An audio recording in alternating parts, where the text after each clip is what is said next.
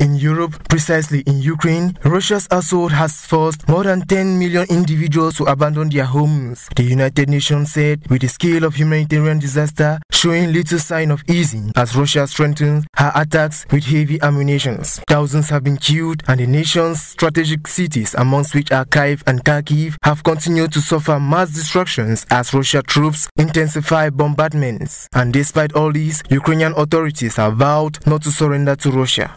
In France, barely 3 weeks to the presidential elections, far-left leader Jean-Luc Mélenchon on Sunday rallied tens of thousands of supporters on the streets of Paris, portraying himself as the anti-Emmanuel Macron candidate by vowing to lower the retirement age in France, raise the minimum wage and freeze food and fuel prices. Meanwhile, Emmanuel Macron, who is candidate in the elections and presently leading, made public his re-election platform, vowing to strengthen the sovereignty of France and guide the country through what he called a new era of crisis. In Asia, precisely in China, a China Eastern Airline aircraft with 132 passengers crashed in the mountains of the southern part of China, precisely in Guangzhou, as rescue units which rushed to the site of the crash could not yet determine with certainty. According to the Aviation Safety Network, China's last fatal plane crash was in 2010 when 44 out of 96 passengers on board were killed.